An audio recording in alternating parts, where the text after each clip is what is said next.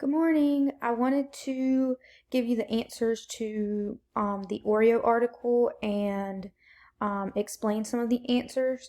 So, number one says select the paragraph from the introduction, which is paragraphs 1 through 4, that summarize the article. And basically, summarize means tells what the article is all about. So, after you read the article, you know it's about this new Oreo that was created called Oreo Thins. So let's read paragraphs 1 through 4. I'm just going to skim and scan quickly in my head.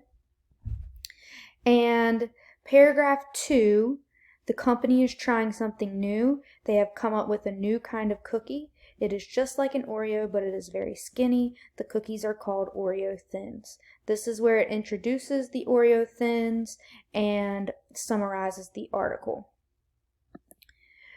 The next question says, what is the section, what's the new cookie mostly about? So we're going to scroll down to what's the new cookie. You would read this, obviously you'd already read it, and then come back and skim and scan again. And if you look, it's talking about flavors. A vanilla one called the Golden Oreo. And then down here it talks about the different fillings, watermelon. So this one is about new Oreo flavors. Number 3, based on the chart, Oreo's global cookie domination, what is the second most popular cookie company? For this one, it was very hard to see the chart, so I had to zoom in.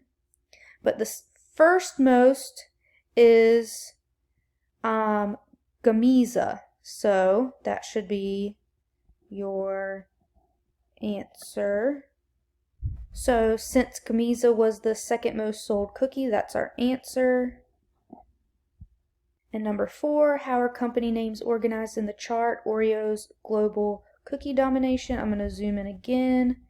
The top tells me worldwide sales. So Oreo is $3.28 billion in sales. Gamesa is $1.03 billion in sales.